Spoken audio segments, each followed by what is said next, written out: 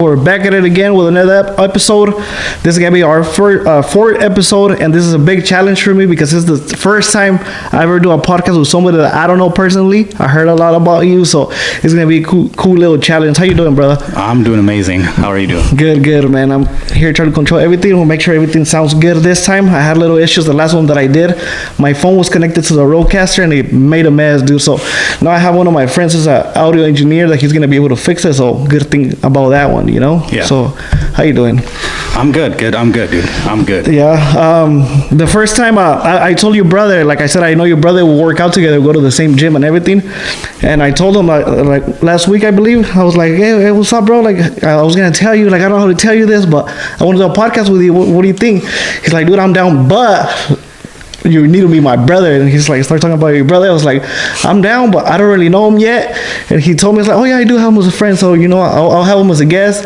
And then we had already talked before that, so I was like, oh, what the heck, I didn't even know that was your brother, you know? We talked about that yesterday. It's funny, he brought it up, and I told him, I'm doing a podcast, and he was like, you're doing Spanglish, and I was like, yeah. He's like, I'm gonna do one too. Funny about my brother, because how long do you know my brother?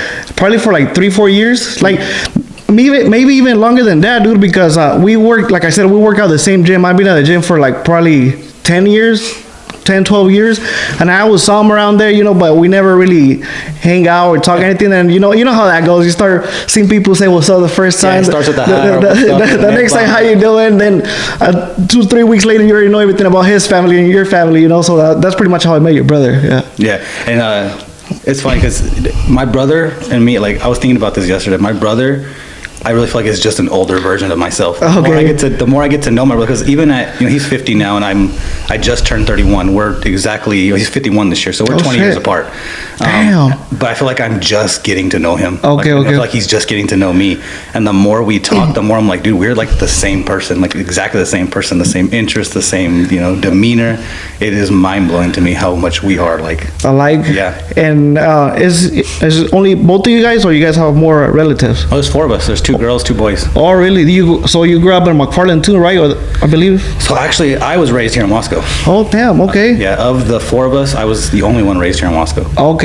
So do you go to high school here? Everything you graduate from here? What year? I used to go to Anytime Fitness as well too. Oh, really? Yeah, I used to train with so we were the first ones in there training. So you know my brother trains with the boys in there. Yeah. We were his first athletes that he was training. Oh shit. Okay. So you graduated from here from high school and everything? What year? 2012. 2012. Damn, we're in high school the same age there at the same time. I graduated in 2010, but I was a sophomore when you were already a senior. Yeah, I played ball with all the senior boys. Oh, damn. Okay. Yeah, so Eric Acevedo, myself, and David Gutierrez, and Michael Martinez, we were all together in a group. We were the only sophomores that played with that senior class. Oh, damn.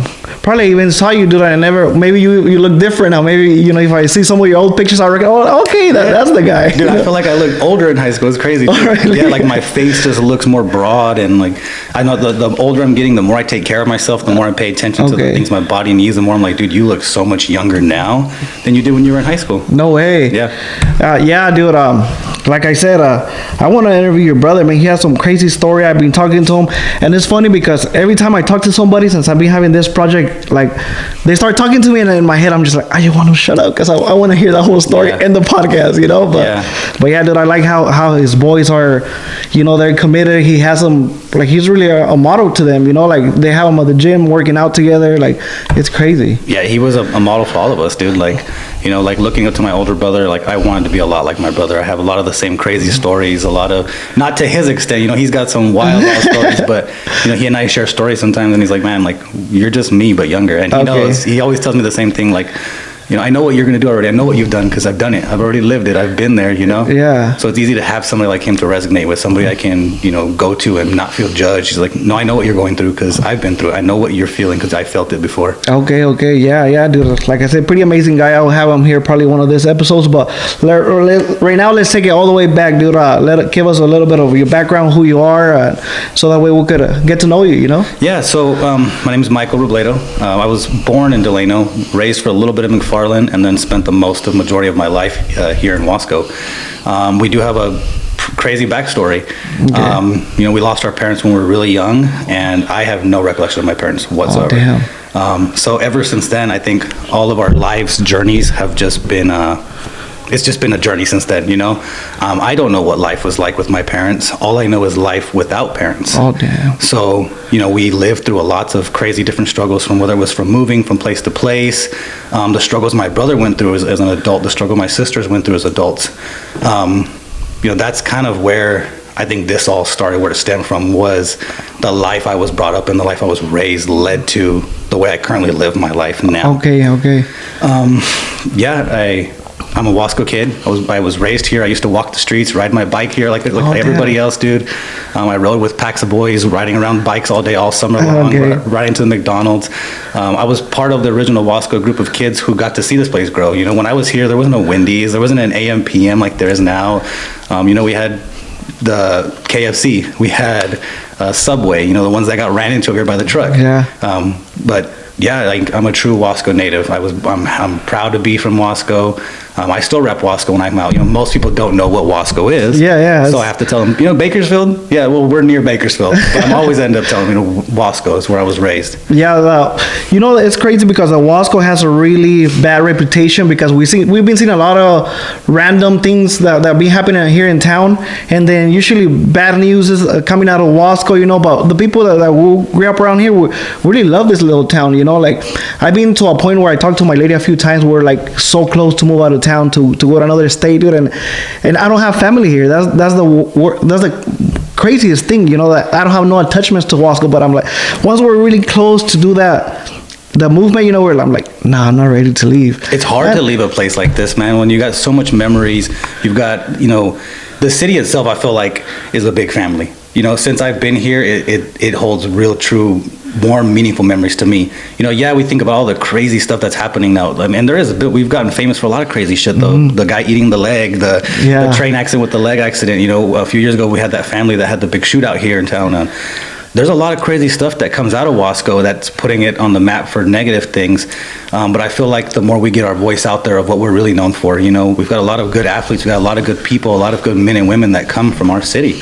And to me, it's just about repping the good things and pushing out the good word about where we're from. Yeah, they're like our sports wise here in town. We're really our kids are really committed to it, you know. And I grew up here. And I didn't play sports. I wish I would have had time. I wish I would have had the time to play sports, but I grew up by myself too, so I had to eat, you know. So I didn't have time to play sports.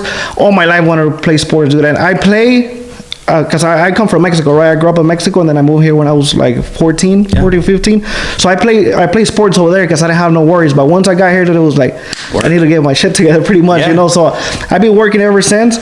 But I always want to play sports. So now I don't know if you know my personal life a little bit, but now my kids are really involved in sports. And they're little. They're 5 years old and 9 years old, you know? But we try to keep them activated, It's good for them, dude. It's good stimulation. It keeps you out of trouble.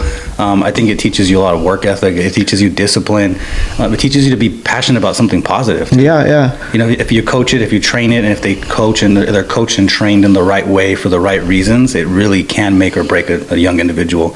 You know, it did me a lot of good. You know, my whole life, all I looked forward to was playing sports. And fortunately, you know, though we lost our parents, my siblings did the absolute best they could to keep it together for us. You know, it was me, my nephews, and we were always in sports. You know, from soccer, t-ball, whatever we can get our hands on, we were in it. Okay, so that pretty much somebody else was always there with you playing sports too. So you had somebody to follow, right? Yep. Yeah. More or less, I don't know that I can say had somebody to follow. I think I had people to lead. Okay. And I noticed that from a very, very, very young, early age that, you know, my purpose was to help lead people. I was the baby of my siblings. You know, when my parents passed, I was the baby. But immediately I jumped from the baby like that to being the oldest, because my brother ended up having kids and my sisters had kids, and they were all raised with me like my brothers. Okay, so you had to grow fast. I went from being a baby to being grown up like that. Okay. I had to be the leader, you know, and it felt good to lead. It felt good to have people to follow you. Yeah, okay. Yeah, dude, like I said, sports, I wish I would have had play sports or you know, because I went the wrong path for a while, you know, and then I never really had in my life the sports, but now I'm gonna try my best so my kids could grow like, because like you said, once they're in sports, they're involved, that they don't have time for no negativity or bad habits, you know. Like they're too busy in their heads and their lives that they don't even have time for all the bad stuff. Yeah, I feel that, dude. And you know, I think, you know, I think it's important to, you know, to have a, you know, a Coming from an athletic standpoint, I have a whole different story. We were athletes at times, not by choice. And I resonate with that. Sometimes I hear a lot of people who are like, man, I wish I would have done sports. I wish I would have done a lot more sports. And it makes me think about like how much I underappreciated the fact that I got to do sports. Do it, yeah. Because there were a lot of practices where I'm like, I don't want to be here. I want to do this shit. Like, from a very early age, we wrestled, we played, soccer, baseball. But we took everything competitively. It was not a fun thing. Yeah. Sports were fun at times for us, but we had the upbringing we had was like, you're an athlete first. We didn't work summer jobs when we were in middle school or high school.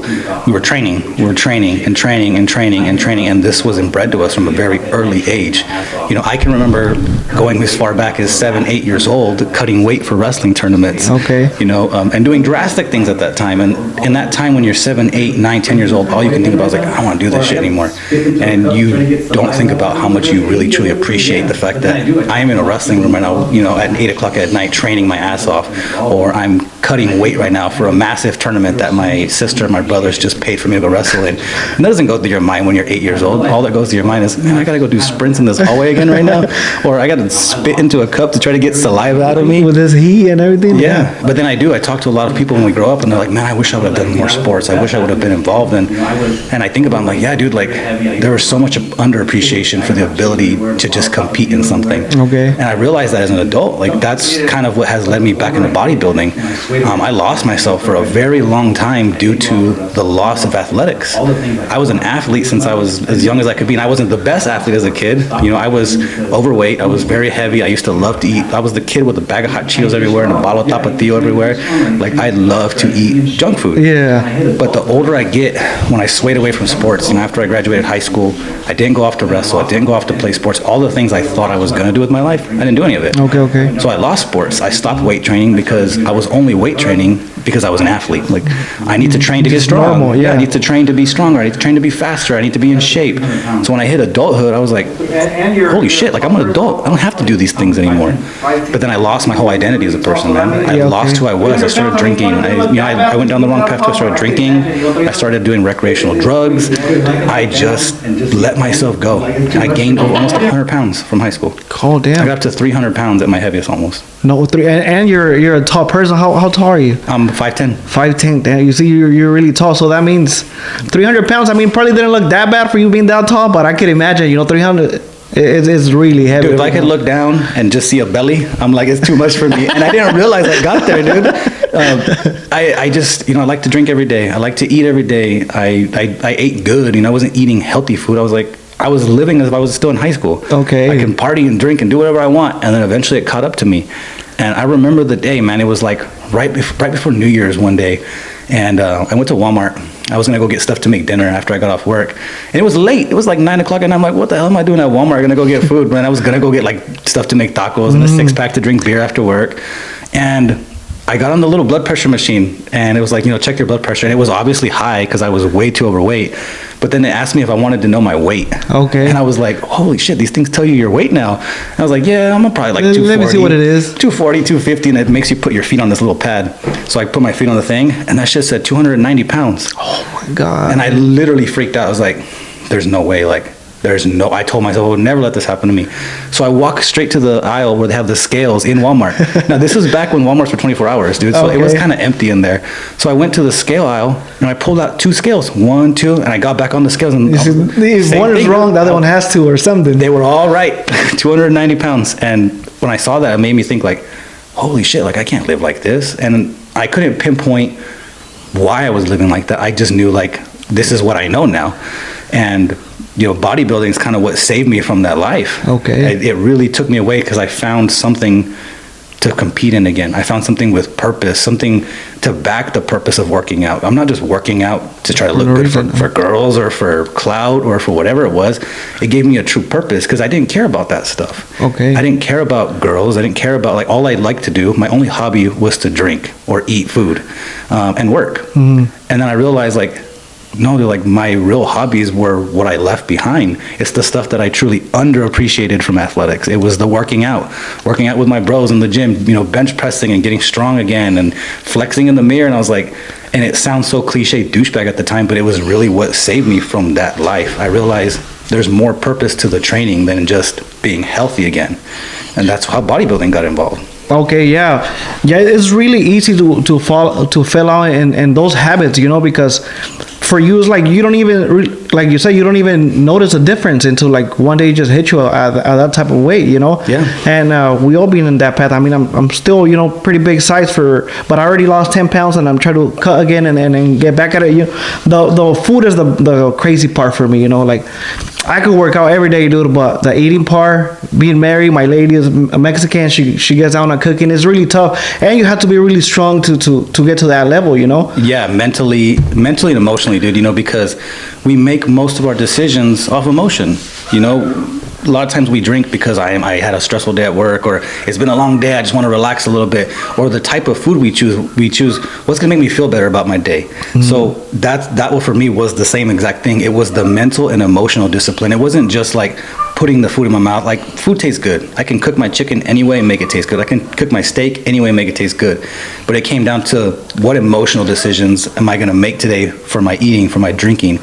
That's the part that you're right. It's the hardest part is the food, but it's like finding the source as to what's stemming that.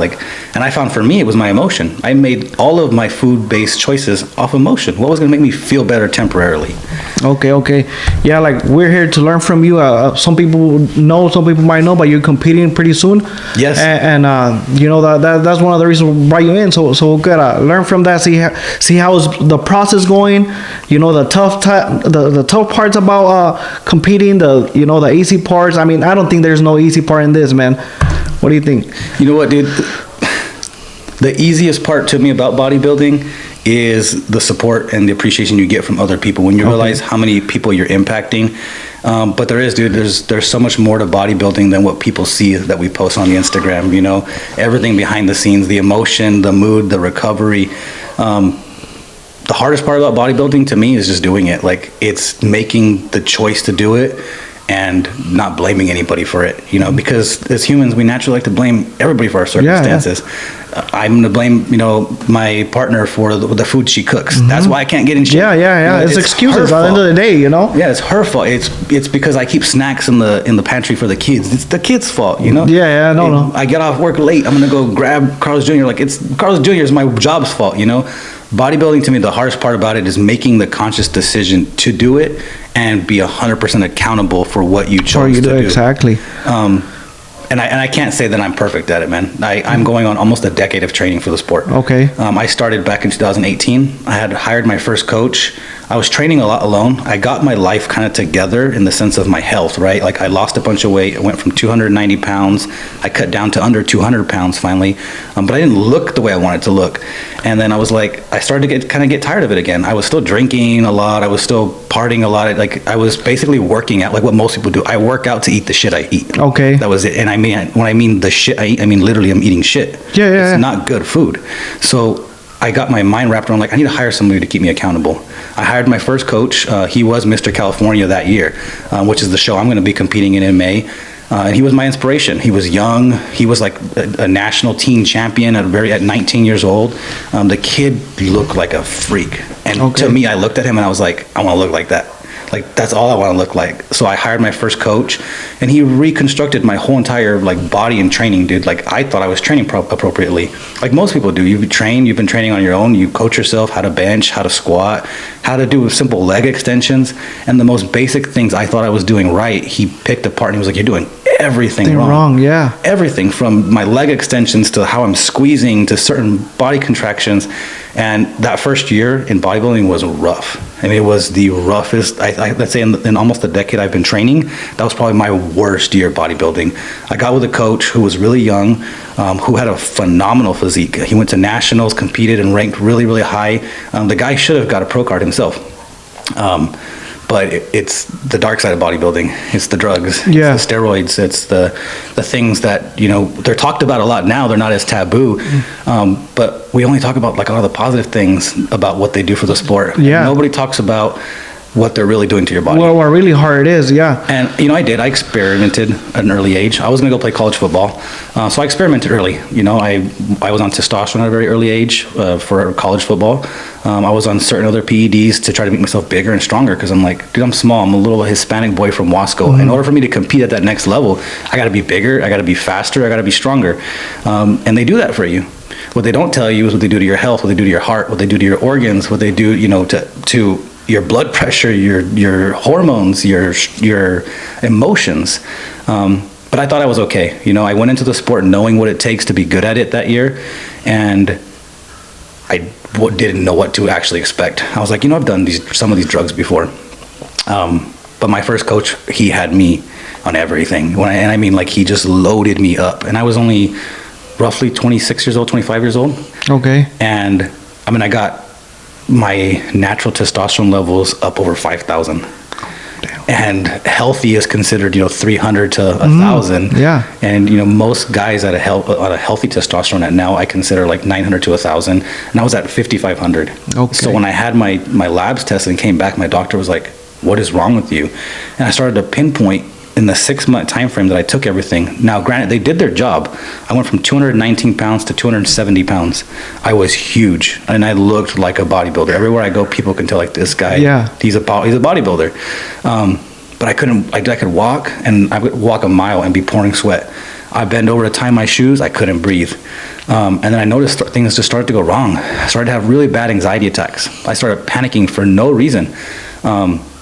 So I went in and I went to the urgent care one day because I was having a really bad panic attack. And this is, roughly 7 months into me training. And now I had a lot of other factors in my life as well that I'll go into that were causing the stress as well. But I walk into the doctor and they put me on EKG. And dude, I'm 26 years old, and they're like, you're having a heart attack.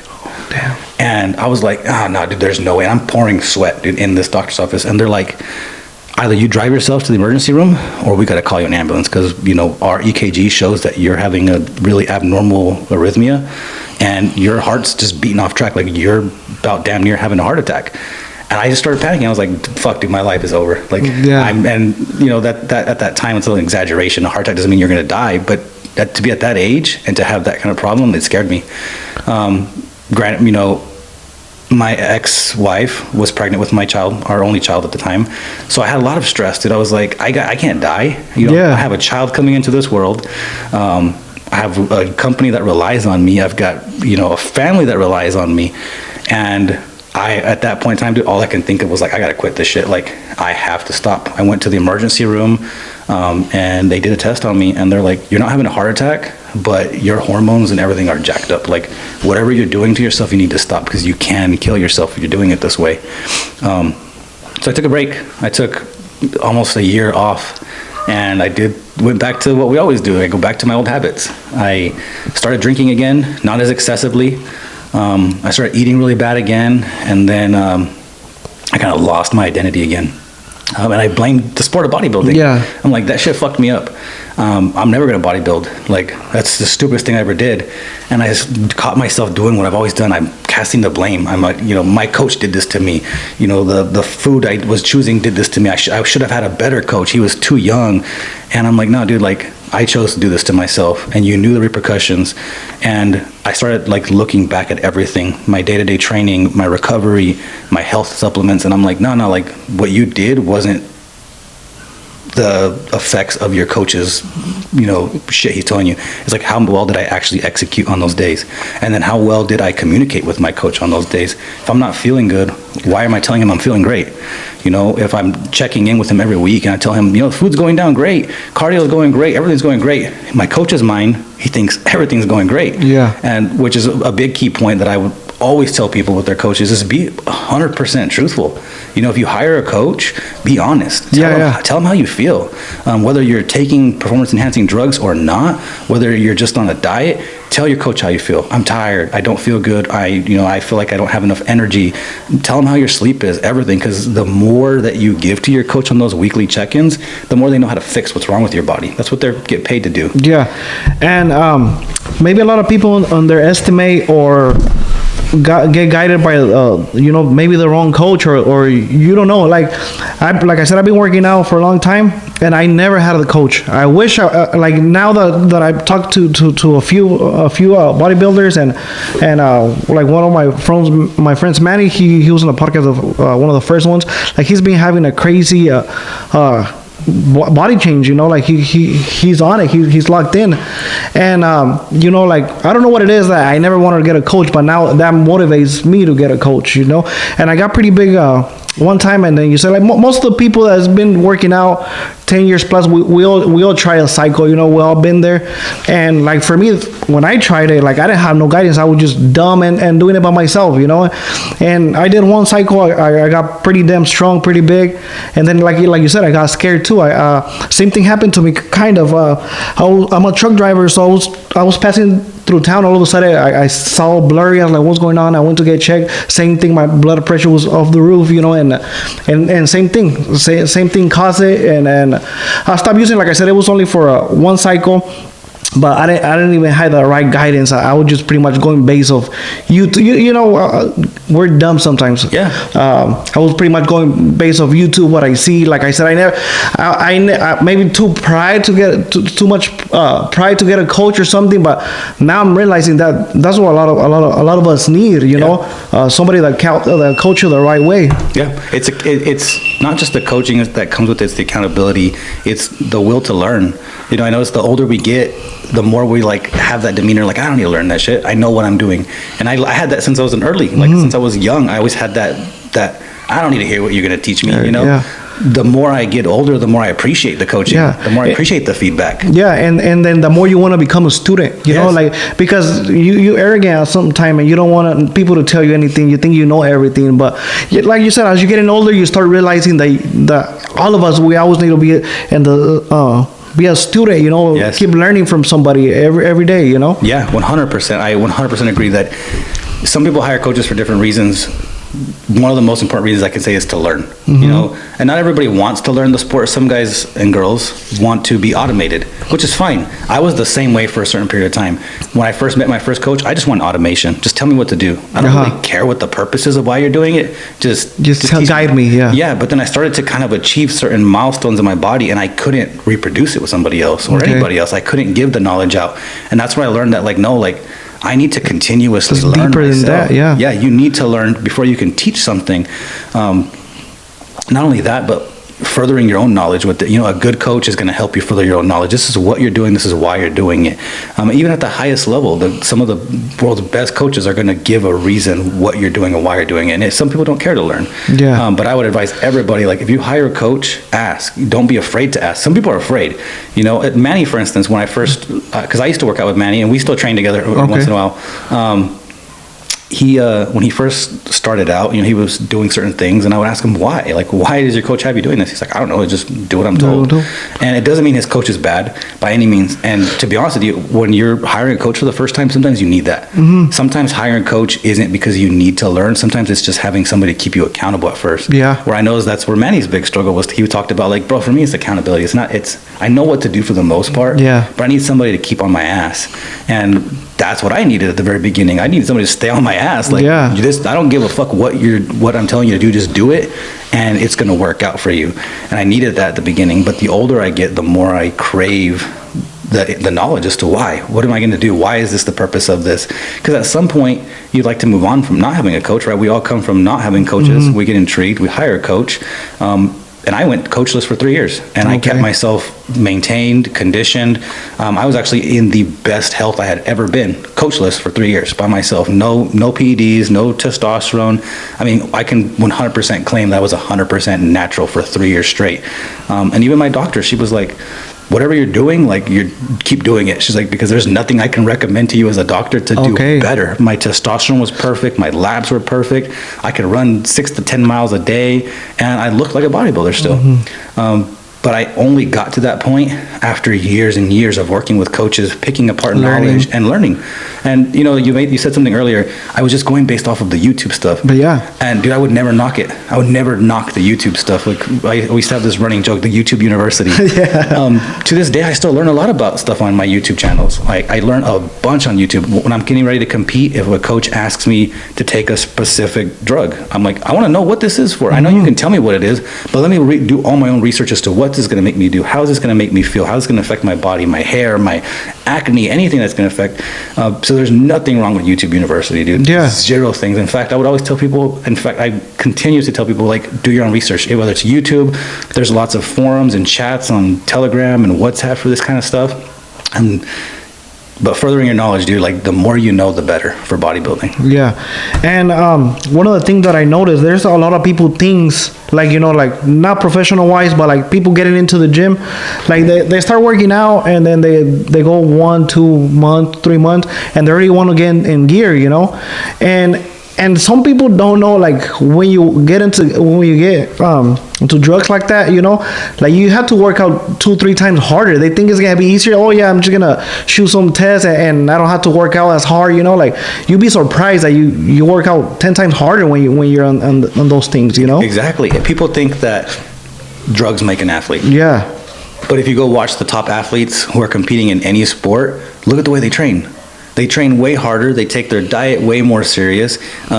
People right now, bodybuilding's the big one. Everybody's into the fitness industry. Everybody wants to start getting in, and I love it, dude. Like I'm not gonna be one to knock, like, oh, you're gonna get on the fitness trend now. Fuck yeah, get on the fitness trend. If you're gonna get on any trend right now, get on the fitness trend. Yeah, it's good for your health. It's good for your life. It's good for your confidence, and it's good for anybody. Like fitness does not neglect anybody. Anybody can get healthy, man or woman, kid, old people, like. There's nobody that fitness can neglect. Only you can neglect fitness. Yeah. And I always tell people, like, you're the only one pushing your health aside. Fitness is not running away from you. You're running away from it. But yeah, dude, like, I see what you're saying, that people are into the drugs faster now, and they don't know what comes with it. And a lot of it is it's so publicized now. When I grew up and I was in the gym, I knew what steroids were. I knew what the drugs were when I was in middle school and high school. I knew what they were. But I didn't know anybody who did anything. But we didn't have Instagram. Not everybody could get on YouTube back then. Not everybody had internet. Not everybody had phones where you can watch stuff like that. So I knew what stuff was. One of my favorite documentaries that I watched, and I would suggest anybody to watch this one. It's called I think it's called Bigger, Faster, Stronger, with the Bell brothers. I think Mark Bell. They're known as, like, one of them's known as Smelly Bell. He has a bunch of gym equipment now. He does like the bench press with the slingshot. Okay, I love the slingshot. I tried it before. It's nice. So it's come from the Bell brothers. And that was one of the very first bodybuilding documentaries I watched. And he talked about America, a souped up nation. Like, we are a drug enhancing nation. And it talked about baseball players who are on steroids. But it talked about all enhancement. It talked about people who took Adderall to enhance their thinking, to get better at test taking. So I knew what steroids were. And I also knew that all of my idols were taking them. Okay. So at a very early age, I knew that I would be taking them one time. Because I'm like, from a very early age, I was told, like, if you want to be like somebody or you want to do something, follow the people that do that. My idols were, like most people's, Rocky Balboa, Arnold Schwarzenegger. So at a very early age, I was obsessed with it. And I knew that I was going to eventually do the same things they were doing, especially after watching that documentary, The Bigger, Faster, Stronger. It talked about, Sylvester Stallone and the drugs he was on.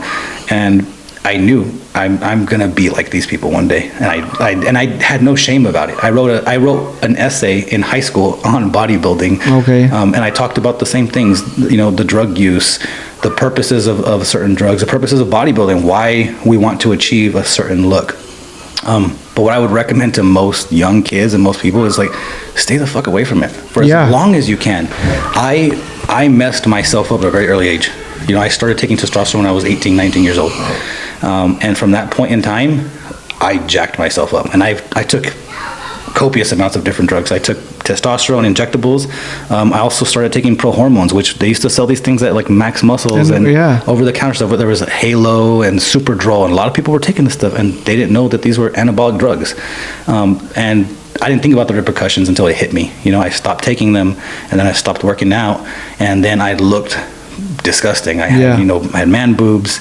I had a little bit of gyno. I was overweight, and then my hormones were jacked up. Like it's the kids don't know all that stuff. They only know the positive benefits that they're going to do for you. They're going to make you big. They're going to make you strong. But I would have suggested to anybody, like, stay as natural as long as you possibly can. Push your limits. Get healthy. See how far you can go before you even need to take any of that stuff. And how to get off of them as well if you're already doing them, because sometimes people just cut them from one day to another. That's not the way, like I learned the hard way too. I went to just stop using them. I didn't know what I was doing. And I remember the first time I went through a cycle, I was just doing tests, or just nothing big, 250 something like that. And then the second cycle I went test and trend. And man, that thing you feel like a superhero, and it feels amazing. I went from lifting normal 60, 70 weights, dumbbells, to go to the 120s like it was the 50s, you know. And a lot of people has different reactions to their body. Everybody's body's different, For me, I feel amazing when I was on it, and then I felt like I was normal, and then all of a sudden my lady was like, why are you so sensitive? Like, what do you mean I'm so sensitive? Why are you doing this to me? And I didn't know I was having that side effect, And I had like 2-3 more side effects that was like, like, heck no, that's scary. And it scared me for a second, like you said, we don't know what we'll get into until we're on it, And I only did one cycle. I fucking felt what it was, and I felt amazing. I was fucking big, Yeah. And then I got off of it, and then same thing. Like, some people ask me, talking about that, like, before you don't know where to get them, and then all of a sudden, like, people are offering them to you. One time I went to, at the same time I was in the cycle, I went to Mexico, to Mexicali, because I'm from Mexicali, from the border. I went to so there's a fast pass line when you come from the border. Yeah. And then if you get medicine, you get $200 worth, 200 pesos worth of medicine, and they give you a fast pass, and you cross the line within 10 minutes, And then, so I knew this, and I went to the pharmacy. I was gonna get vitamins or something, and then the guy working in the pharmacy, he was like, hey, do you work out? You look pretty big. I was like, yeah, well, work out a little bit. He's like, hey, well, I have this. Like, that would just put on the table for me, dude. I'm like, dude, I'm going to the other side. I don't want to get caught with this. I don't know how legal it is, whatever it is. But like you said, you could find it anywhere if you want to, but like, recommend it for young people to stay out of it, 100% recommend to stay out of it as long as you possibly can. Just like I said, push your natural levels, see how strong you can get, see how in shape you can get. And it's not the same for everybody, Not everybody takes these drugs for the same purpose we take them. I have to use certain things to achieve a certain look. Some people do them to be better baseball players. Some people do them to be better swimmers or run faster. It's not just anabolic steroids for bodybuilding, but the fact of the matter is, like, you should. Like, these have side effects, and they will. It's not a matter of if they're going to have side effects. It's a matter of when they're going to have side effects. Everything comes with the price. Especially doing them for no reason, just for the looks or for like that. If you don't have a purpose, just stay away from them. That's the main thing, is what is the purpose of what you're doing to yourself? Yeah. I talk to a lot of my friends who hire a coach, and, I'm on test now, bro. And they're so happy. They're proud. They're like, I'm on test now. I'm on test. I'm like, okay, for what? Like, what are you on test? Like, did you go to the doctor and your testosterone levels were too low and they're prescribing? No, my coach wants me on this. I'm like, oh, that's great. What do your labs say? I haven't had labs done. Like, what do you mean you haven't had labs done? Like, how do you know what you're doing is actually good for your body? Oh, well, my coach tells me it's good. I'm like, okay, well, a good coach is going to tell you to get labs before they put you on anything. They want to know where you are. They have certain factors, and they're called markers, and they want to look at your markers and see where your markers are. Because a good coach, if they see your markers come back and they see you're unhealthy, a really good coach is going to say, no, we need to get these parts of your labs corrected first, and then we can put you on X, Y, and Z for this purpose. Okay. But I got a lot of guys who come and they're in the gym and they're just like, yeah, I'm on test now, bro. I feel great. I'm like, okay, but why? What are you on test? Okay, when are you competing? Well, no, I don't ever plan to compete. And we said, what are you taking tests for? Well, it makes me feel better. I'm like, okay, great. Well, how much are you taking a week? I'm taking 350 or 400. I'm taking 500. I feel great. Well, yeah, you feel fucking great. It's like when you drink alcohol. When you drink alcohol, you pull a bottle of booze off. If I slam half a bottle of vodka right now, I'm going to feel fucking amazing. Fucking amazing, yeah. But it doesn't mean it's going to be good for me. Yeah. So I'm like, what is the purpose of you taking this much if you're not going to do something with it? Now, everybody knows in bodybuilding, to be good at what you're going to do, unless you're a genetic freak, you're going to have to take the drugs. Yeah. You could tell. And I mean, like I said, like, I say maybe stay away from them. I could go back to it too, like because where I was in the gym, where I always have the feeling, like sometimes you're just right there pushing some weights and you're like, man, I want to jump on it. And you know, it's like any dog, it's addicted. You know, like you could say, yeah, you're never gonna use it again, and then sometimes you're like, you know what, fuck it, I'll do another cycle. But I mean, it's up to everyone, you know. But you said like maybe just focus on what you're doing and make sure it's for the right reason. Yeah. What are their purposes? Where it derives from the purpose? Like for me, bodybuilding is so much more than stepping on stage. I love like. My favorite part about the bodybuilding aspect itself is stepping on stage, is being able to present what you've done. Physique, yeah. And it's not just you; it's your work of art. It's your coach's work of art. And to me, that's one of the most like honorable things you can do as a bodybuilder is the appreciation for being on the stage. When you go to these competitions the night before, when you're doing your check-ins and your weigh-ins to actually get ready to compete, because they make you weigh in, you have to hit a certain weight cap. They don't care what you fucking look like as long as you make weight. You know. Okay. But you make weight, and then they give you a big speech. Like check-ins is freaking long, dude. And at that point, you just want to weigh in. You just want to eat food. You're like, I've been starving myself for this long. I want to eat. So you're sitting there waiting through the whole presentation before they do the check-ins, and they talk about the 1%. They're like, you guys are the 1% of the population who's choosing to do this, but not only choosing, but who can do this. Because everybody can compete. It's a matter of pay the fee, make the weight. You don't even have to get 10. You could go up there just in your calzones if you want. Okay. But they talk about that, like the true 1%ers, like the true appreciation to be able to share that stage, to go to these competitions that other athletes before you have competed in. You know, all of these Mr. Olympia athletes that we idolize now, like the C-Bums, the Phil Heats, a lot of these guys have competed on the same stages and the same shows we're doing, and people don't see it for that. Okay. To me, that's one of the greatest honors in bodybuilding, is to be able to go up there, to be a part of the presentation, to represent yourself, to represent your coach.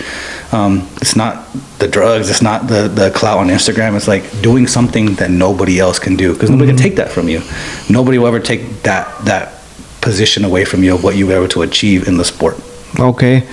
Yeah, like you said, we all have different motives to do what we do. Like I work out for mental health, you know. Like I've been at the gym at my lowest point, you know. Like when I'm telling you low, like pretty crazy down there, you know. And pretty much that's what got me out of it. And then most of the time, like you said, I use that as my healing process.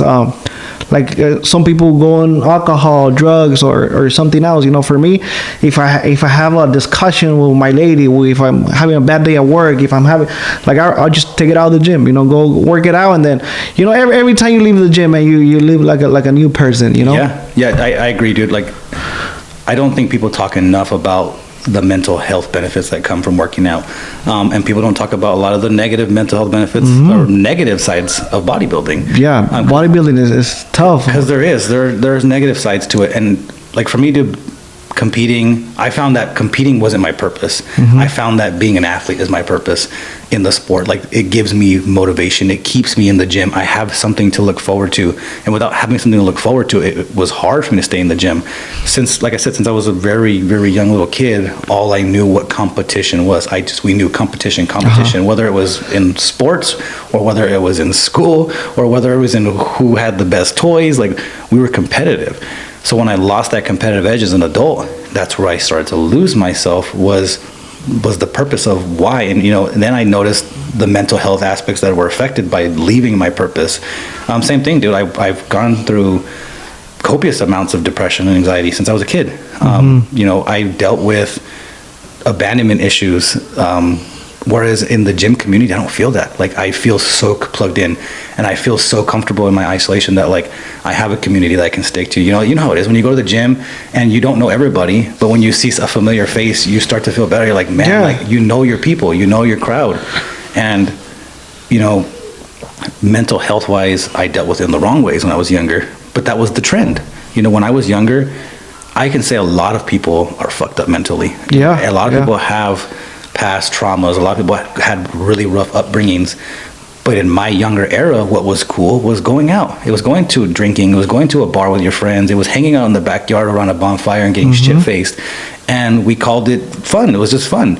Until I grew up and realized, like, no, dude, my mental health's in the shit. And I didn't realize how bad it was getting until I noticed my whole life was affected by the anxiety attacks, the panic attacks, everything from how I chose my partners, the kind of girlfriend I would date or the person I chose to get married to. It was all affected by my mental health. Yeah. The kind of abandonment issues, like attaching myself to the wrong people just because I was lonely, instead of like noticing that I'm attaching myself to the wrong people because I want to be with those people. Bodybuilding affected a lot of parts of my life. And then, dude, I wanted to be a bodybuilder since I was a young age. I knew that I loved to work out. I knew that I loved to train. And I realized like that bodybuilding helped me reveal that I was also with the wrong partnership at times too. Yeah. I got divorced. Okay. And it drastically affected my first marriage. Not that I'm married yet. I just got engaged a couple weeks ago. But it drastically affected, and I realized that like the life I want to live is this person and we don't have a purpose. We don't connect here on this purpose. Without me being who I used to be, the way I train, the way I'm competitive, my aspirations. Bodybuilding is a taboo sport. You got to do a lot of crazy, drastic things at times to get into it. And I realized that, the current partnership I was in wasn't benefiting from it. Neither was I benefiting from that partnership or that relationship. And the more I dug into the sport, the better I got, the more shit got worse. Not that it wasn't a very good place to begin with, but it was that point where I finally decided to take care of myself. I'm like, no, like I need to start chasing my dreams again. I need to start chasing my aspirations. Like, I didn't grow up to be an adult to just be a fucking adult. Yeah. Because at a very early age, you know how it is when you grow up really fast, you start trying to hit these check marks. When am I going to buy my first house? I need to have a really good job. And you kind of put your fucking wants aside. You no longer want to chase whatever it is you wanted to chase. Like if you can look at your 8-year-old self when you were still in Mexico playing sports, you're not going to sit here and tell me, I want to grow up to be a truck driver. Yeah, yeah. Fuck no, you probably wanted to be a baseball player or a fucking astronaut or a cop. But why do you stop chasing at that point? And I realized, dude, like I was letting myself go right after high school. I got into a relationship after high school. I was engaged, and then I didn't go through with that engagement, and I got into a relationship with somebody who I ended up marrying, and I thought I was living life right, dude. I stopped working out. I stopped really taking care of myself, and I was turning into what I would call like a traditional Latino. I was machismo. I drank a lot, I worked a lot, and I provided a good living for myself and for my people.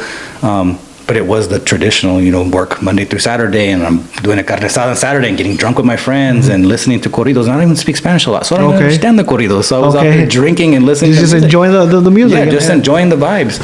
And then, I thought I was hitting this checklist. I bought my first house when I was 22 years old. I had my first real job career at 22 years old, and I thought it was cool. I was pride and egotistic. I'm 22 years old. I've got a job with a freaking huge salary. I had health benefits. All my friends were still in school. We're trying to figure out what to do with their lives, but not me. I was married. I had a great career with health benefits, a great salary, a great company car, and I'm like, why don't I feel happy? Yeah.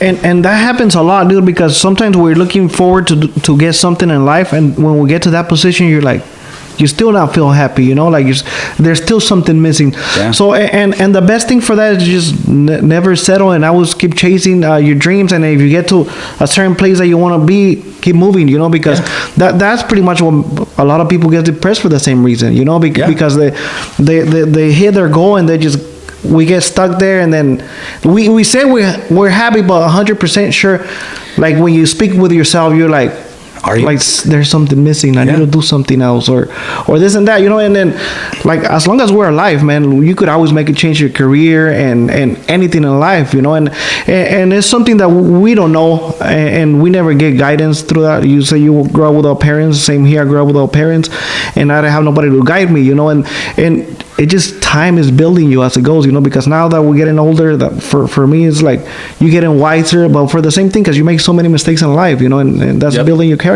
pretty much. Yeah, 100%, man. It's I realized at a very early age I wasn't happy with what I was doing, and I needed to make a fucking change. And it still took years. I fought through a relationship that I shouldn't have been in for years, and to me it was just like, oh no, it's just problems within a relationship. Just normal. You fix it, you get over it, you fix it, you get over it, until at some point you're like, no, I'm like, am I in the right place I'm supposed to be in? Is this person very supportive of the life I should be living. Uh-huh. And I realized that it wasn't. I realized that it was eating away at my dreams. And I won't sit here and obviously and be like, oh, it was all my ex's fault. I partake. I have to take accountability and partake in the fact that I was willingly staying there too, and willingly putting more gasoline on the fire that was growing and growing and growing of what this life I thought. I bought a house. I continued to grow my finances. Ended up having a kid together, and it took so much bad things happening in my life to be like, this is not the life I want to live. Like, this isn't fulfilling my life, my purpose, and I'm not benefiting that person. Especially the more I chase this bodybuilding dream, the more I realize, like, this is who I was before I graduated high school. My friends knew me as somebody who was obsessed with working out, somebody who liked to have a certain body shape. So in that relationship, when I kept getting called, like, this isn't you, I don't like who you're becoming, I started to realize, like, you don't like who I'm becoming, this is who I am, though. Like, this is who I am. This is who I should have been. This is who I was. And I would go as far as saying, like, bodybuilding fucking saved my life, dude. Yeah. It almost killed me. Ironically, right? Bodybuilding almost killed me. But it saved my life. Along, with, I found my way back to Christ, to God. And I had to, like, build a strong bond and look back at all my past life moments and be like, am I chasing my purpose? Is this what God wants for me? Like, what the fuck am I alive for? And it's like you said, as long as you're alive, you can make a change, right? And I had to start thinking about that every day. Like, I had so many life experiences where I should have died. And I'm sure you probably have the same thing where you had some crazy shit, dude. Like, there were so many life experiences, and I had to analyze it, starting from a very early age. My parents died in a very traumatic way. And I don't know the true story. And I was told somewhat of a story when I was older, because my siblings were like, we wanted to tell you when you were older so you can understand. When I was young, I was told my parents passed away in a car accident, and I would go to school and people would ask about my mom and dad. I'm like, oh, they passed away in a car accident, and I was never allowed to say they died. Like, my sister and they're like, we don't say die, we don't say dead. Like, I feel like I was in the fucking Goonies movie, dude. Like, Goonies don't say die. But I always tell people, oh, they passed away in a car accident. And then I remember I was in, like, first grade, and I played soccer with one of my friends, Enrique, and his uncle played ball with my brother in high school, and they played at adult leagues together, soccer. And he was like, no, I don't think you know the truth about your parents. And he basically came at school, and I was in, like, second grade, and he tells me that my parents died in a murder-suicide. Oh, damn. And I was like, no, that's not true. He's like, yeah. He's like, my uncle, so-and-so, I won't say his name, but he's like, my uncle so-and-so knows your brother, and, it was a big, big story from where you guys are from in McFarland. And I was like, no, I don't believe that. So I went home and asked my sister about it, and she's like, no, it was a car accident. And then eventually, I got to high school, and the same thing happened to one of my best friends. I mean, I was at a football practice. We get a phone call, and his parents had passed away in the same way. And ironically, we're getting ready to go see him, and my brother's the one who tells me the news. He's like, I want to kind of talk to you about what really happened with your parents. Okay. And he rolls it out. He's like, our dad did something that he probably wasn't the proudest of. And then I found out I was there as a baby, dude. I was like, I was with them as a baby.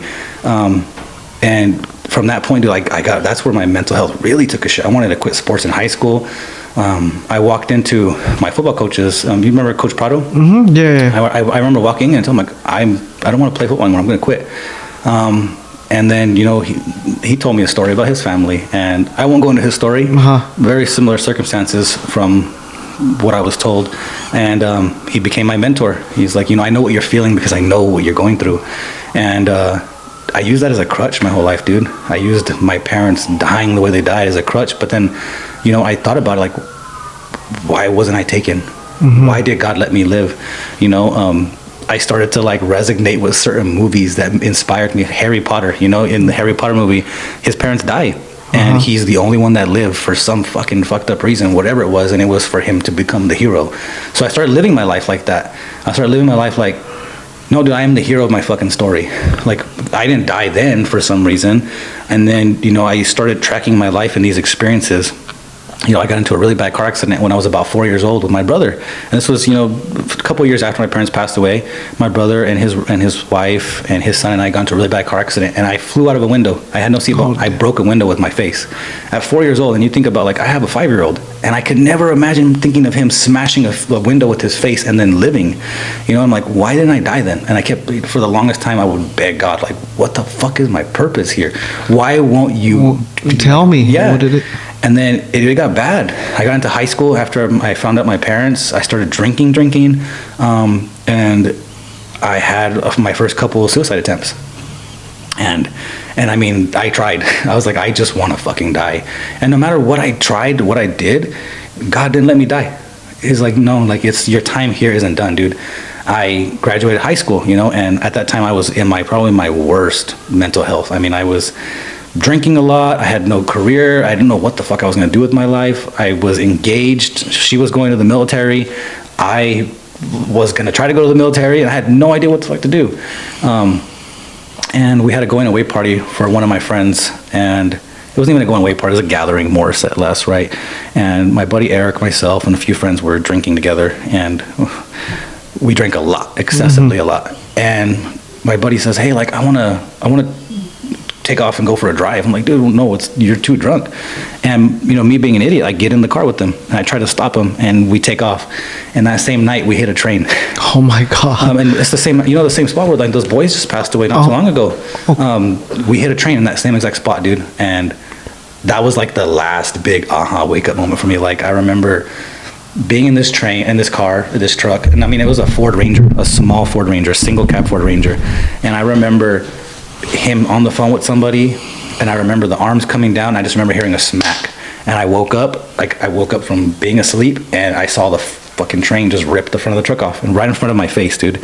And I was like, this is it. Like, I don't know why I'm alive right now, because if you know how trains work, for the most part, like, that shit will drag your vehicle, and if you hit it the right way, it just drags you in and you'll die. And I remember the cop's face looking at me. The cop looked at me in the face, and he was shaking, and he's like, I don't know how you guys are alive right now. And I was like, only I think it was God. I was like, God doesn't want to let me die, dude. He wants me here. There's a purpose for me here, what it is. And I finally took accountability for my bodybuilding a few years ago, and it was, I said, I need to stop trying to compete, and I just want to be healthy. So I hired a coach. His name was Justin, and he was, to this day, he's one of my favorite coaches. I mean, super knowledgeable, and I could resonate with him because he was a competitor who died. He died and came back to life. Like, they had to bring him back to life. And he tells me all these crazy stories, and he talks about what he saw basically in the afterlife, or what he thinks afterlife was, right? And I hired him, and I was like, I want you to teach me how to be healthy. Like, because he's like, I'm only going to coach for the sake of helping people do this the right way now. And we trained for about 7 months, and I said, look, I don't want to compete. My biggest problem is the food. Like most people, I hate fucking having to eat structured meals. And he said, all right, let's put you on a lifestyle diet.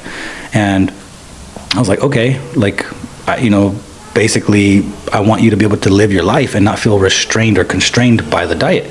And at this point in time, I had already, confronted most of my problems mentally of like what's stopping me. And I decided that for me at that time it was the food. So he put me on this certain meal structure where I had alternative meals. I had 6 meals a day, and he was like, you can have this, or this based off of the foods you like. And I got in really good shape in 7 months. I went from like 250 pounds down to like 220, and I looked like a bodybuilder. And he was like, hey man, like, I know you told me you don't want to compete, that you don't want to be a bodybuilder anymore, you're just doing this for health. He's like, but if you're if your mental health's in the right place, if your finances in the right place, and at the time I was still married, he's like, and if your partnerships, you guys are cool, whatever. He's like, I think you should compete. And at that point in time, I had already tried to compete twice. I did 2 different preps, and I could never quite get to the finish point. One of them was due to COVID. COVID completely shut down the shows at one point, and then when they reopened them, I just had no motivation to do it anymore. So I, went home. I talked to my kid's mom. I was like, this is what I want to do. And at the time, she seemed very supportive of it. And it was not, what I thought it was going to be in the sense of all the support. Now, granted, we had a new child. There was a lot on both of our hands. But there was a lot of support in place to help at the time. And it was tough, dude. Like, it was my first true competition, and I said, fuck it, like I'm gonna do it, and I'm gonna do it at 100%. My only rule when I do something is if I'm gonna do something, I gotta do it all the way, and be obsessed about it, or else why do it?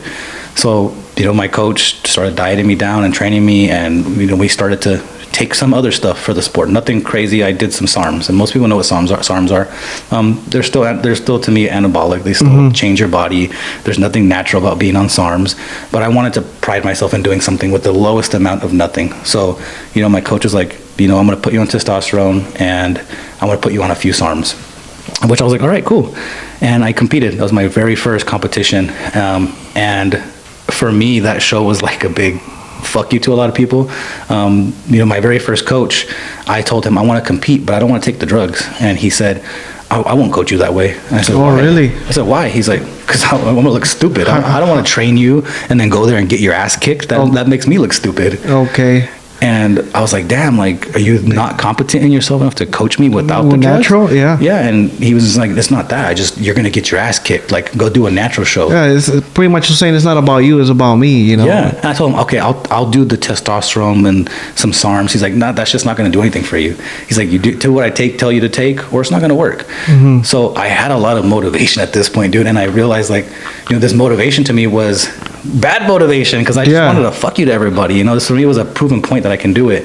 And I competed, and I got on stage. I competed with a little over 16 competitors, and I ended up taking top 4 for my first show. Nice. And I was like, fuck, dude, and I got peeled and shredded. And the clout started coming on Instagram. Started getting the followers and people reaching out, and and I didn't care anymore. I didn't like it anymore.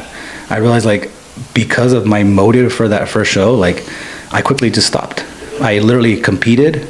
I took no pictures at my show, dude. Like, nothing. The only pictures I got were stuff my family took. But afterwards, competitors go with their family. They take pictures. They go in front of the sign. They buy.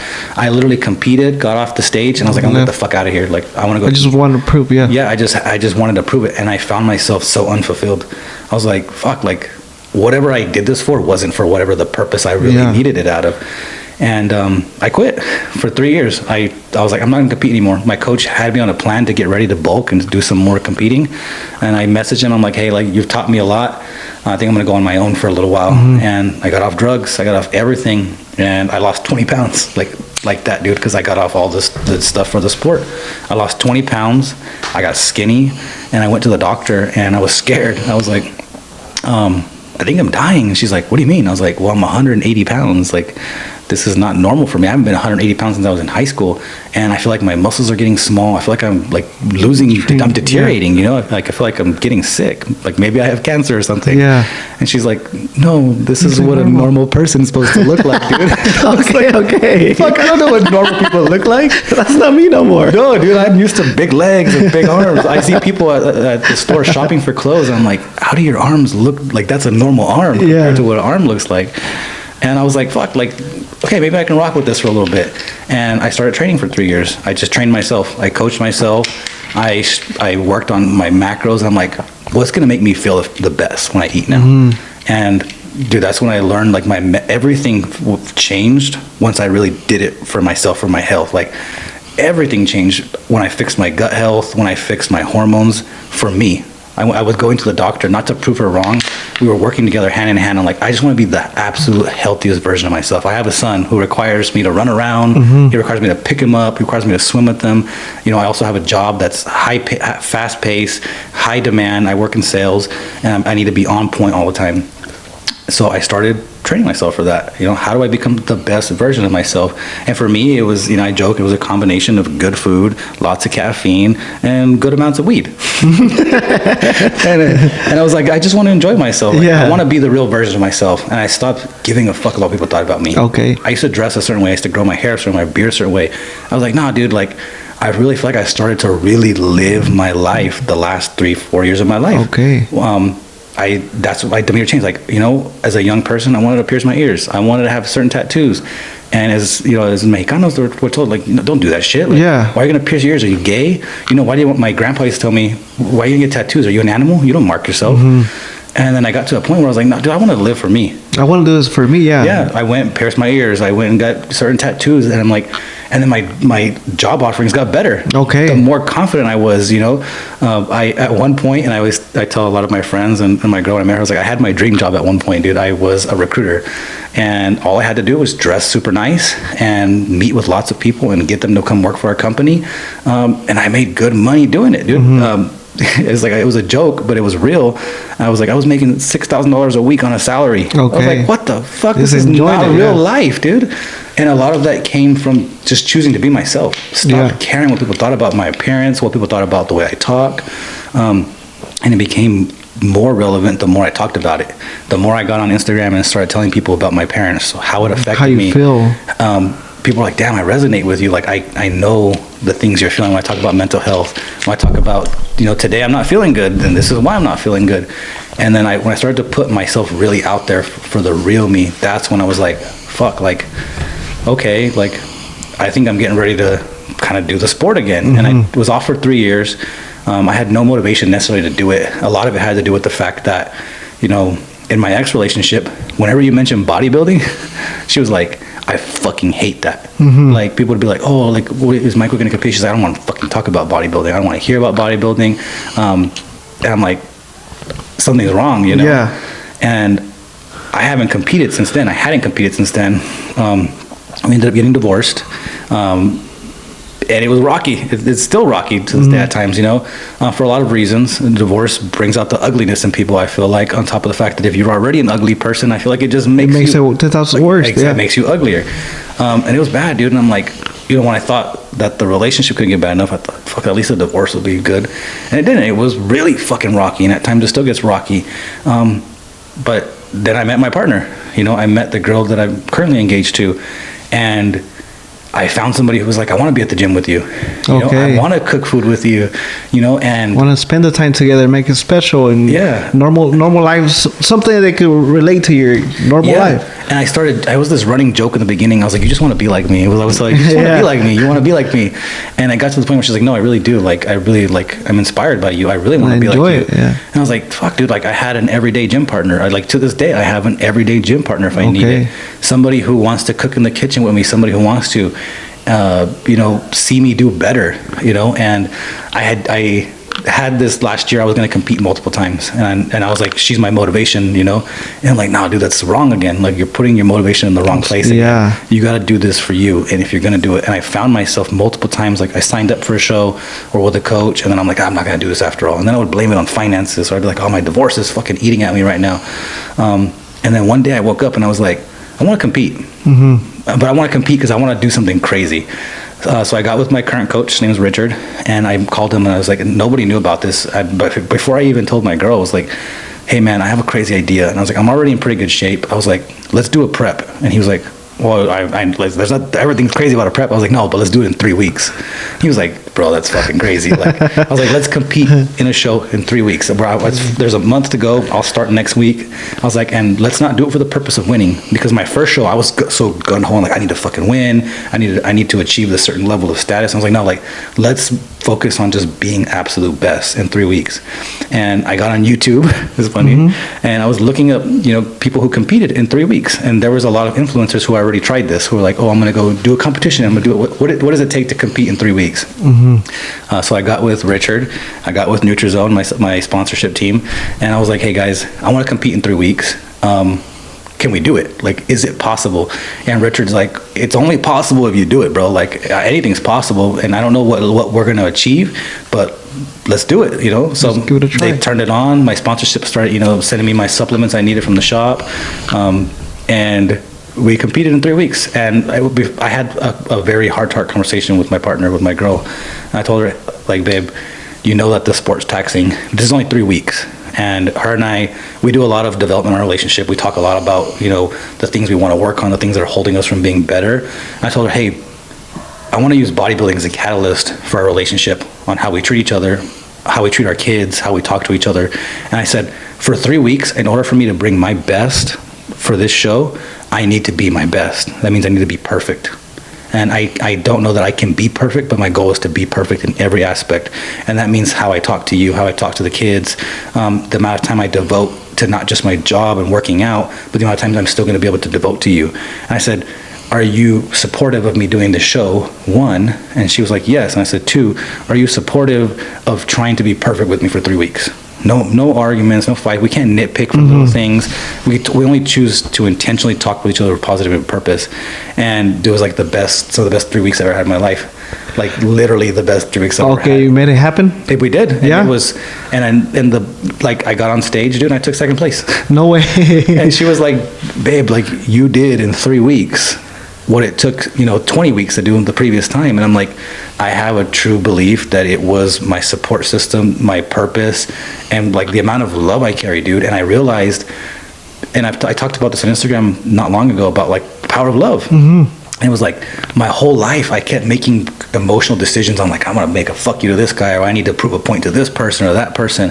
And it was just like, no, like I spent 3 weeks loving on everybody, loving on my kids, loving on my partner, loving on my friends, and it was the byproduct of like, I choose to not live in the depression. I choose to not live in, like today, what motivates me isn't the bad shit that happened in my life, because a lot of us go to the gym to drown out the demons. I'm here to fucking kill demons. And then I changed my perspective. I'm like, no, dude, like I'm tired of fighting fucking demons. Yeah, like the more I keep them in the back of my head, the more they're gonna stay there. I'm gonna keep fighting them. At some point you want to get out of the fight.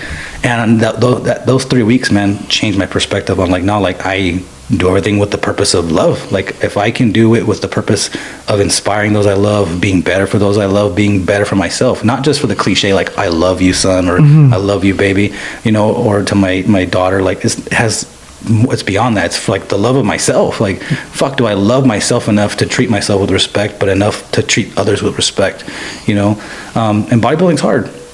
The diet's hard, like it was hard to be perfect. There was a case one day where I had to eat nothing besides fish for fucking like, I think Richard had me on fish for like 7 or 8 days straight. Whitefish. I had nothing but tilapia. Okay. 5 to 6 meals of tilapia with lettuce. And I mean, dude, it's like people can be like, oh, that's still a lot of food. I'm like, no, if you measure out 5 ounces of tilapia, like it's like a fucking handful of fish and lettuce, and you eat that 6 times a day in order to get that lean. Yeah. So, bro, when you start getting that lean, and if you get hangry. Oh yeah. So I remember this day vividly, and I was like, damn, I had to like retrace myself. But I remember I was cooking my fish, and I had just flipped it because it was cooking on one side. I just flipped it, dude. And I walk away for a second, and she was trying to help me. So she steps in and walks into the kitchen, and she goes and she flips it right back to the side. And I saw it, and I turned around. I was like, don't flip my fish. And she was like, okay. So she had a little list. She's like, things not to do with my boyfriend. Don't touch his fish. And I was like, oh shit. Like she saw that bodybuilder in me. She saw the like, oh, he is hangry right now. But I knew, dude, like I knew I was walking a better line this prep than I did my first prep when I was, doing it for the wrong reasons. When we're a few days out, I almost say a week out from my show, which is normally like when you're a week out, dude, you're robotic and my face is sunken in. Yeah. You're eating nothing besides fish. You're depleting. You're drinking a shit ton of water. We went to a party, a Sweet 16 party. It was me, my girl, and her daughter. We went to this party with my brother and them. And we're sitting down, and I'm competing that week, and everybody asks her like, "How is he doing? Like, is he hangry? Is he moody?" And she's like, "Dude, he's like better than he's ever been. Like, he's always happy. He's always loving on us. And all their faces were like, oh shit, what like the heck? That's a different type of the side that we don't know. Yeah, that's a different mic." And I was like, yeah, it was the accumulation of finding the right person, finding my purpose. Like, why am I doing this? And I have, in the last like 6 months alone, I have completely reshaped the way I think about certain things, the way I approach my mental health, the reasons why I choose bodybuilding, the reasons why I'm training every day. And a lot of it was accumulated from like loving what I do. I'm no longer fighting fucking demons. The demons are gone. Like, why am I entertaining these demons? And we don't talk about that enough. It's like, everybody's like, I need to go to the gym to fight my demons. It's like, why are you entertaining the demons anymore? Yeah, exactly. At some point, you are supposed to fight them and kill them and be done with it. And whether you got to chase God to help you do it, or God's got to put you in a position to where you find your purpose. And fortunately, He put me there. For me, it was bodybuilding. It was training. It was helping people.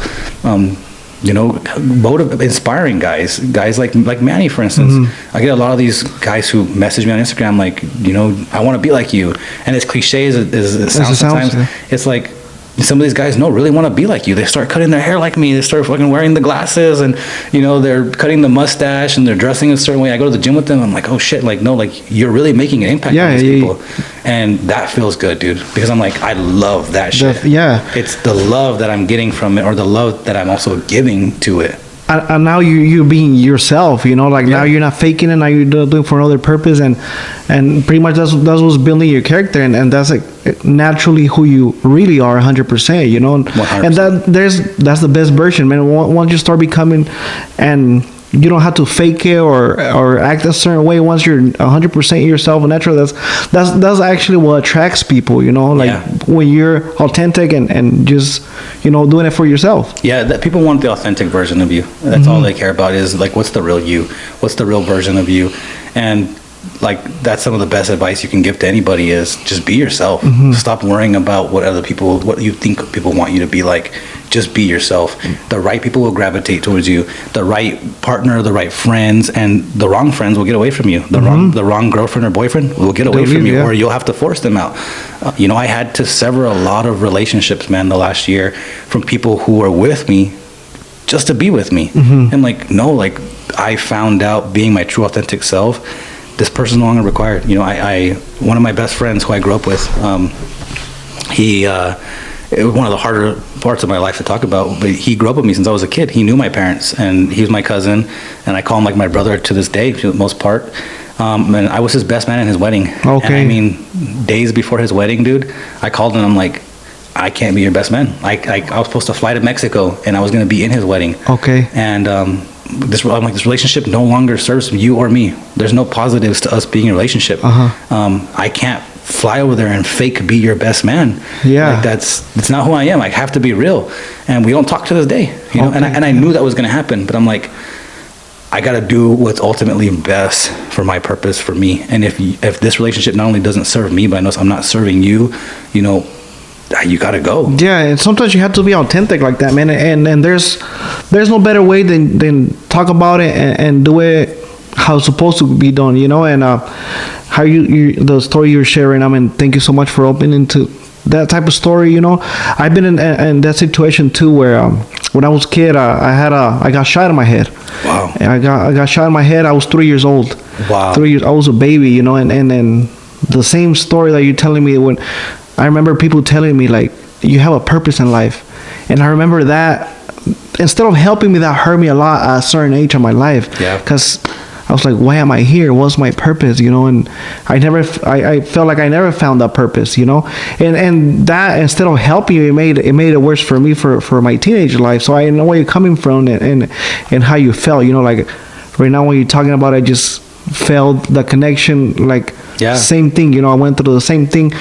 And for me, for now, my motivation is my kids, I grew up with no parents. I like I said, I got shot when I was little, and then I never knew what was my purpose. And now that I see my kids, man, it's every single moment that I pass with them, it gives me bad memories and good memories.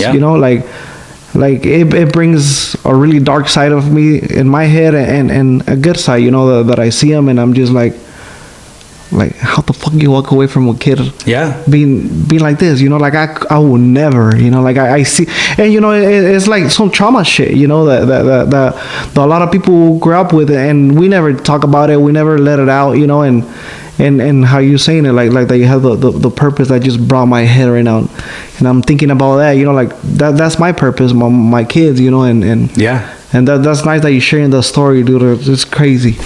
Like, I never thought we were gonna get to that level, and that's amazing, man. And like you say, you're showing your real purpose in life, and there's nothing better to show people than who you really are, Yeah, like I said from the beginning, I want to be raw with you. I want people to know the real me, who I really am, what I really bring to the table. And leaving out parts of the story doesn't do justice to people, and it's not just so they know the crazy extents. It's because I know there are people out there with crazier stories, and there are people with similar stories. that resonate with that stuff. You know, like yourself, like you can feel what people are talking. You can feel what I'm talking about, and I just want people to feel it at its purest, at its rawest. Because I have, like, when you talk about, we've been there at our lowest, and you know, now at this point in time, I only truly care to motivate in the positive way. Same thing. I have a son. I have a daughter with my fiance, and all I can think about to them is like how easy it is to love them. And you think about the same thing. How could somebody just leave me behind? I'm like, you love your kids, makes you realize like how easy it is to love them. I wasn't that difficult as a kid. You were not a difficult kid. Why was I the one to just be left behind? And that shit does fuck with you. Like, it does leave you with the taste of like the negativity. But then when you start harnessing the positive side of it, and it gets you away from that. Because I did, you know, like I said, I was in the same thing through my teenage years. I was drinking. I was on drugs. I was damn near fucking homeless at one point. It was the struggle with that purpose of like, why am I here? Why am I here? And I never put positive energy to it. And you're right. Sometimes it is kids, dude. Like, I don't know that if my son was ever born, that I would have actually fully turned over and been like, damn, I need to get out of this relationship. Damn, I need to stop the drinking. Damn, I need to stop, you know, affiliating with the certain people. Because you start thinking about, do I want my kids around these people? Do I want my kids around this stuff? Like, and it's the biggest blessing to me, dude, when I think about my kids, when I'm randomly standing in a hallway and my son walks out of nowhere and he goes, Dad, look, and starts flexing, dude. And he's like, and then one day I remember he told me the story. He's like, Dad, I want to be like you one day. And I was like, yeah. He's like, I want to have some muscles and I want to drink a little whiskey. And I was like, I don't drink whiskey anymore, bro. He's like, but that's what I'm going to do. I'm going to have big muscles and I'm going to drink whiskey. I'm like, dude, like, you know, it feels good to be a positive role model on my babies, because I didn't have the best role models growing up. I saw everybody in the backyard drinking and listening to music, and Sundays watching sports and getting drunk, and I'm like, that was my role models. And it feels good to be a healthy role model like yourself. Like, I see the videos you're putting out. I see the podcast that you're doing, and it's only growing more and more. And the kids are going to see that one day. Like, this is what my dad did, you know, and they want to model, like, they want to be a healthy model for what their dad was like. And I don't know what my dad was like. I only have stories of what my dad was like, but I know that I can leave my son with good stories of what his dad was like. Yeah, dude, my kid is crazy. My little boy is super competitive. Like, I don't know where this boy gets it from, dude. Like, I'm teaching him the right way, but a lot of times that little kid would teach me, it's unbelievable the way this kid mind works, you know. I remember last year, I started at the beginning of the year, I was doing burpees. I was doing burpees every day, and I was gonna add the, you know, like, as the day go, you know, like today's day 10, I'll do 10, then day 11 do 11, whatever. I stopped like a day 120 something. But this little kid, man, he was 4 years old a year ago, you know, and he'll be like, Papi, have you done your burpees yet? I'm like, no, like, I'm tired. I just got off work and I'm all dirty. I might eat first. He's like, well, if you're not gonna do them, I'm gonna do them. And he'll go to the backyard and he'll be doing burpees. He's like, a little 4 years old, and then you know, like, how am I gonna be the dad that this kid is showing me, you know, like, so I learned a lot from that little kid, you know, like, he's on every sport he wants to. He's on boxing right now. He came out of him, we didn't even have to push him to do stuff like that. So, like, his coach could tell you, man, he's super competitive. He does it by himself. You don't have to be behind him. And that mentality, I don't know where he's getting it from, but I'm enjoying every second of it, you know. Good. That's a natural leader, dude. Like, a natural leader. Okay, dude, one of my cameras just went out. It finished, but now it's just the one looking at me. That camera, I think that camera is dead already too. We got the best of it, dude. That's not a way I wanted to end it, but I guess that's just the way that we're gonna have to end it, dude. Yeah.